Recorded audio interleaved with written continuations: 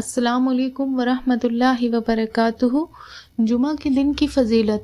صحیح مسلم حدیث 1920 کی روایت ہے کہ نبی کریم صلی اللہ علیہ وسلم نے فرمایا، اللہ تعالیٰ نے ان لوگوں کو جو ہم سے پہلے تھے جمعہ سے گمراہ کر دیا، اور یہودیوں کے لیے ہفتے کا دن اور عیسائیوں کے لیے اتوار کا دن مقرر کر دیا۔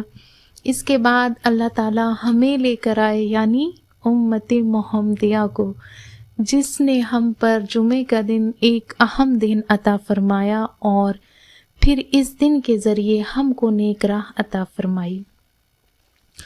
ویسے جمعہ کے معنی جو ہیں یہ جمع کرنے کے ہیں، کیونکہ قیامت بھی اللہ تعالیٰ جمعہ کے دن ہی نازل کریں گے، اور اللہ تعالیٰ میدان حشر میں ہم سب لوگوں کو ایک ساتھ جمع کریں گے۔ نبی کریم صلی اللہ علیہ وسلم نے فرمایا، یقیناً جمعہ کا دن تمام دنوں کا سردار ہے اور اللہ تعالیٰ کے یہاں سب سے زیادہ عزیز ہے۔ اس دن اللہ تعالیٰ نے آدم علیہ السلام کو پیدا فرمایا، اسی دن آدم علیہ السلام کو زمین پر اتارا، اور اس مبارک دن کو ہی اللہ تعالیٰ نے آدم علیہ السلام کو وفات دی۔ جمعہ کے دن میں ایک ایسی گھڑی ہے جس میں کوئی بھی دعا مانگو اللہ سبحانہ وتعالیٰ اس کی دعا قبول فرماتے ہیں، اور جمعہ کے دن ہی ہر مقرب فرشتے زمین اور آسمان جمعہ کے دن سے ڈرتے ہیں، فرشتے کانپتے ہیں، لرزتے ہیں، کیونکہ اس دن ہی قیامت نازل ہوگی۔ آپ صلی اللہ علیہ وسلم نے ارشاد فرمایا، جو شخص جمعہ کے دن مجھ پر 80 مرتبہ درود بھیجے گا، اللہ تعالیٰ اس کے 80 سال کے گناہ معاف کر دیں گے۔ حضرت ابو امامہ سے روایت ہے کہ آپ صلی اللہ علیہ وسلم نے ارشاد فرمایا، جمعہ کا دن مجھ پر کثرت سے درود بھیجا کرو، اس لیے کہ اس دن میری امت کے درود میرے سامنے پیش کیے جاتے ہیں، لہٰذا جو شخص مجھ پر سب سے زیادہ درود بھیجے گا وہ قیامت کے دن میرے زیادہ قریب ہوگا۔ ایک اور حدیث میں آتا ہے، نبی کریم صلی اللہ علیہ وسلم کا فرمان ہے کہ جمعہ کا دن اور رات، یعنی جمعرات کی رات اور جمعے کا دن کثرت سے درود شریف پڑھا کرو، جو ایسا کرے گا قیامت کے دن میں محمد صلی اللہ علیہ وسلم اس کی شفاعت کروں گا۔ ابو ہریرہ رضی اللہ عنہ سے روایت ہے کہ رسول اللہ صلی اللہ علیہ وسلم نے فرمایا، جو شخص مجھ پر ایک مرتبہ درود بھیجتا ہے اللہ تعالیٰ اس پر 10 رحمت نازل فرماتے ہیں۔ ایک مرتبہ درود شریف پڑھنے سے 10 گناہ معاف ہوتے ہیں، 10 پر درجے بلند ہوتے ہیں۔ سورہ احزاب میں اللہ تعالیٰ فرما رہے ہیں، ان اللہ و ملائکتہ یصلون علی النبی یا ایھا الذین آمنوا صلوا علیہ وسلموا تسلیما، بے شک اللہ اور اس کے فرشتے نبی اکرم صلی اللہ علیہ وسلم پر درود بھیجتے ہیں، اے ایمان والو تم بھی ان پر درود اور سلام بھیجا کرو۔ اللہ ہم سب کو جمعہ کا دن کثرت کے ساتھ درود پاک پڑھنے کی توفیق فرمائے۔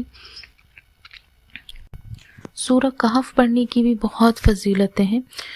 حدیث شریف میں آتا ہے، حضرت عبداللہ بن عمر رضی اللہ عنہ سے روایت ہے کہ صلی اللہ علیہ وسلم نے فرمایا، جس شخص نے جمعہ کا دن سورہ کہف پڑھی، قیامت کے دن زمین اور آسمان تک اس کے لیے نور ہی نور ہوگا، اور دونوں جمعوں کے درمیان کے گناہ معاف فرما دیں گے اللہ تعالیٰ، یعنی ایک جمعہ سے دوسرے جمعے کے جو درمیان میں گناہ ہوں گے اللہ ان گناہوں کو معاف فرما دیں گے۔